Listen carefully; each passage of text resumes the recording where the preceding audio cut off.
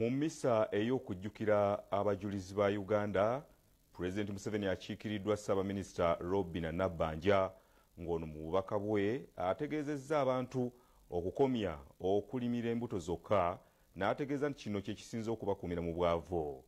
N'abakulembeze ku mitendera egy'enjawulo baliko obubaka obw'enjawulo bwe basibiridde Abakristo. Oluvannyuma lwa mmisa wazzeewo okwogera okuva mu b'ebitiibwa ab'enjawulo nga Ssaabakristo wa Uganda era amyuka. They gave us a very good example.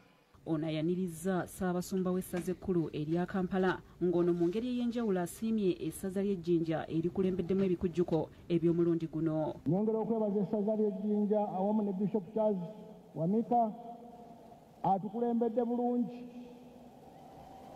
Twebaza kwaya.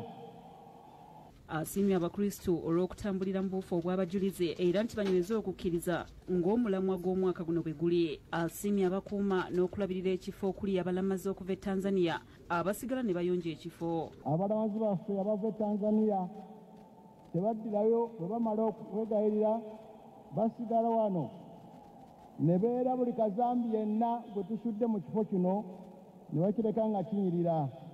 Omusumba w'essaza ly'Ejjinja Bishop Charles Wamika asabye wabeerewo eddwaliro n'ebigo ebipya ebibbulwa mu bajulizi. And I'm suggesting to them that the new parishes who are dreaming of starting at 2 or 3 should be named after Uganda Martyrs Parish.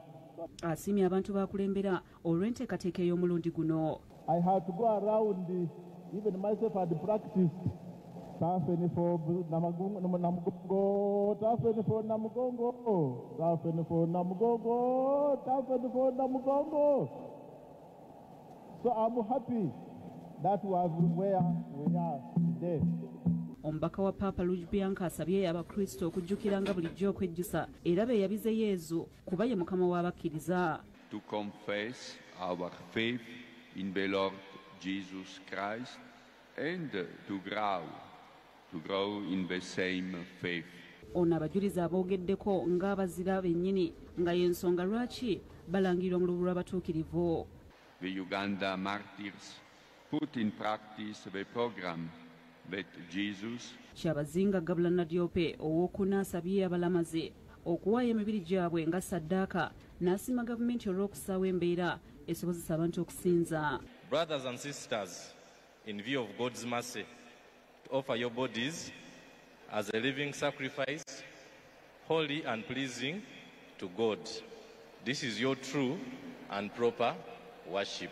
Asaasidde abaafunye obuzibu ng'obubenje mu kulamaga kuno. Nebaza abasoga bonna bonna n'Abannayuganda abatwalira ebiseera byaibwe mwatambula engende okuva ewala n'okumpi olwa kibumba waife n'abantu baife abaatufaako mwabataamu akanagansi.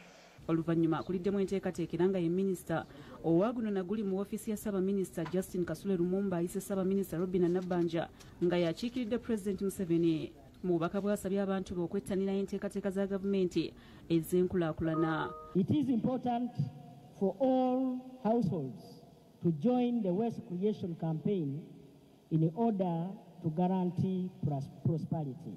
President asabye abalimi okwewala okukolerera embuto kubanga kye kimu ku bikumidde abantu mu bwavu.